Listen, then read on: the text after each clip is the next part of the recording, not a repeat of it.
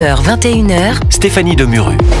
Toujours en compagnie de Philippe Guibert et Jean-Michel Salvatore. Alors, j'ai vu de nombreux commentaires, vos messages et interpellations sur la Russie, l'Ukraine et la sécurité en Europe. Je vous attends à 18h30. Ça, c'est Emmanuel Macron qui fixait rendez-vous aux internautes tout à l'heure. Je voudrais vous faire écouter le chef de l'État avant de vous faire réagir sur la forme, mais évidemment après sur le fond aussi. Je me méfie toujours des grands mots. En vrai, on a un conflit en Ukraine dans lequel les Russes ont décidé de mondialiser les choses. Quand les Russes se battent avec du matériel iranien, qu'ils utilisent ce qu'on appelle des matériaux duaux, c'est-à-dire ils achètent des choses civiles aux Chinois, puis ils les convertissent pour en faire des armes, et qui mettent des soldats nord-coréens en Ukraine, je vais vous répondre, les Russes, ils ont mondialisé la guerre en Ukraine. Donc, est-ce que ça se limitera à ce théâtre ? Il faut l'espérer, c'est pourquoi je soutiens, moi, l'initiative d'avoir la paix en Ukraine. On est d'accord avec le président Trump. Il faut la paix en Ukraine. Simplement, on veut pas que cette paix soit une capitulation, on veut pas que cette paix soit simplement un cessez-le-feu qui ne serait pas respecté, on le sait, parce qu'elle renforcerait la Russie dans son agressivité et qu'elle sacrifierait le peuple ukrainien. Mais de fait, la Russie a mondialisé ce conflit et maintenant on veut l'arrêter. Bon, on va évidemment parler du fond, mais vous êtes tous les deux des communicants. Qu'est-ce que vous pensez de ce style Macron 2.0, Philippe Guibert ? Oui, c'est assez original sur un sujet aussi grave. De ne pas passer par la traditionnelle interview télévisée qu'on attendait du chef de l'État, parce qu'on attend quand même que le chef des armées puisse nous éclairer un petit peu sur la stratégie française, vous européenne. L'expliquez comment ?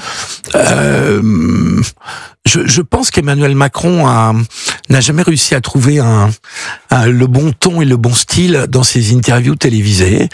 Il a eu sa période d'interview solennelle, enfin d'intervention, pas d'interview solennelle pendant la période du Covid, et il n'a jamais réussi à trouver le bon ton et le bon équilibre à la télévision. Et donc là, il contourne les médias traditionnels, télévisés ou autres, pour donner une interview avec des gens qui lui posent des questions sur les réseaux sociaux.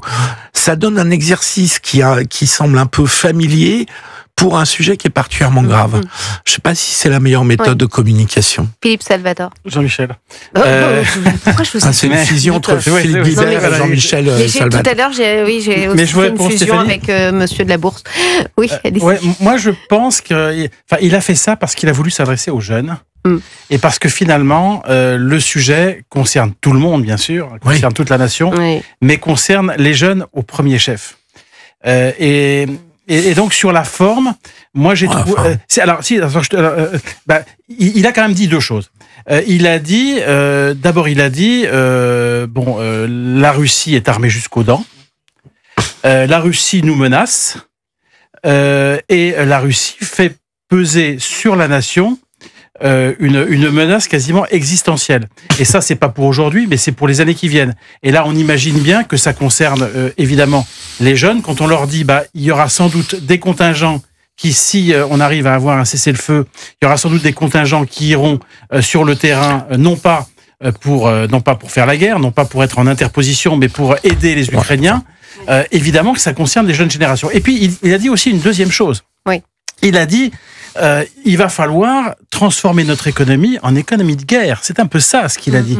Moi, ça me rappelait un petit peu Game of Thrones. Vous savez, Game of Thrones, Winter is Coming. C'est un peu ça. C'est-à-dire, attention, il a donné un chiffre que moi j'ai trouvé, il y avait deux chiffres que j'ai trouvé très, très spectaculaires. Le premier chiffre, 1 million de victimes. La guerre a fait 1 million de victimes en Ukraine, de part et d'autre, que ce soit des morts ou des blessés. Et il a donné un deuxième chiffre qui là est plus économique. Il a dit les Russes dépensent 10% de leur PIB en dépenses militaires. 10%, alors que quand on regarde un petit peu ce qui se passe en Europe, on est plutôt autour de 2, 3, et même certains pays comme l'Espagne sont à 1,24. Et ce qu'il a dit, c'est qu'en fait, la France va devoir faire un effort de défense considérable. Et quand on dit considérable, c'est-à-dire 30, 40, 50, 80 milliards. Et c'est vrai que si on dépense cet argent pour cet effort de défense, il va falloir le prendre ailleurs. Ouais, on entend encore Bruno Le Maire dire qu'il allait mettre l'économie russe à genoux. Oui, non, mais là, c'est quand même hyper sérieux, parce que là, c'est pas uniquement des armes. C'est plutôt la nôtre. C'est de la cybersécurité, enfin, c'est tous azimuts. Mais juste Philippe Guibert. Quelques remarques, Jean-Michel, parce qu'il s'adresse aux jeunes, ok. Enfin, on n'est pas dans la levée en masse, on a une armée professionnelle. S'il doit y avoir des militaires français qui vont en Ukraine pour garantir un accord de paix, il s'agit pas d'envoyer la troupe. Bien sûr. Ça, il a dit, j'enverrai pas de troupes demain, mais plutôt quand la paix sera conclue. Il a clairement dit. Donc, le fait de s'adresser aux jeunes, je l'entends, mais enfin, tout le monde est concerné par cette affaire, les jeunes, les moins jeunes, et même les vieux. S'il s'agit bien d'une menace existentielle, et moi sur ce point, je trouve qu'il a raison, c'est-à-dire qu'il y a une volonté de Poutine de déstabiliser l'Europe centrale et de retrouver à l'évidence un peu ce qui était l'influence sur un certain nombre de pays qui étaient. Mais pardonnez-moi, messieurs, j'ai pas compris. Vous pensez qu'il est en train de, ou j'ai peut-être mal compris, préparer les jeunes à éventuellement s'engager, peut-être? Non, je crois pas. Non, je crois pas, justement parce que justement parce qu'il s'agit pas d'aller faire la guerre en Ukraine. Non, mais s'engager même. Il s'agirait éventuellement, dans l'hypothèse où on a un accord de paix qui soit équilibré, ce qui est mal parti aujourd'hui, puisque quand même notre très cher Donald Trump a fait déjà beaucoup de concessions à Poutine. Donc il s'agirait de garantir que des armées européennes garantissent un tel accord de paix dont on est loin et qui pour l'instant consiste surtout à, comme il l'a dit Emmanuel Macron, un peu à capituler devant l'état des faits, le rapport de force qui est favorable à Poutine. Et écoutez justement, pardonnez-moi Jean-Michel, écoutez ce qu'il va dire à Donald Trump lundi. Ce que je vais faire, c'est je vais lui dire, tu peux pas être faible face au président Poutine. C'est pas toi, c'est pas ta marque de fabrique. C'est pas ton intérêt. Comment ensuite être crédible face à la Chine si t'es faible face à Poutine? La deuxième chose, je vais lui dire, si tu laisses l'Ukraine prise, la Russie, elle sera inarrêtable pour les Européens, pour tous. Mais elle sera non seulement encore plus forte, elle continue d'investir, mais elle va récupérer l'Ukraine et son armée. Et puis toi qui veux que l'Iran n'acquiert pas la bombe nucléaire, tu peux pas être faible avec quelqu'un qui est en train de l'aider à l'acquérir. Toi qui veux que la Chine ne vienne pas contester Taïwan et autres, comment expliquer que la Chine n'a pas le droit d'envahir Taïwan et que la Russie aurait le droit d'envahir l'Ukraine? C'est ça ce que je vais lui dire. Ça, je crois que c'est des arguments qui peuvent porter. Jean-Michel Salvatore. Écoutez, moi, c'est étonnant ce ton. Moi, sur la forme, je suis extrêmement gêné. Oui, c'est vrai. Extrêmement gêné parce que tout le début de son propos, je le trouvais d'une gravité assez bien calibrée. Je trouve que il prenait à témoin donc la nouvelle génération. Parce que finalement, la précédente, c'était la génération des dividendes de la paix. Donc là, il est en train de dire aux gens... C'est vrai qu'on isole le son ici. Là, c'était une conversation quand même. Et là, il se met en scène. Il y a un côté narcissique. Je parle d'égal à égal avec Poutine, etc. Avec Trump, honnêtement, je trouve ça assez déplacé. Je trouve que c'est un exercice, une fois de plus, de narcissisme. Et je trouve que ça, c'est sur la forme. Et puis, je crois que sur le fond, je crois que c'est pas du tout ça. Ce que Trump veut, lui, c'est qu'il veut se débarrasser de la guerre en Ukraine parce que son obsession, c'est la Chine. Son obsession, c'est la Chine.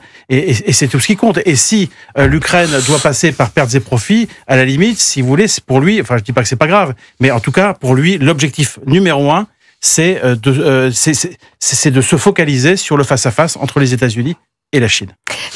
Oui, Philippe Guibert voulait rajouter quelque chose. La mise en scène un peu grossière de cette. Je vais parler à Donald et je vais lui dire, tu vois, Donald, t'as pas intérêt à faire tout ça. Déconne pas, quoi. Déconne pas.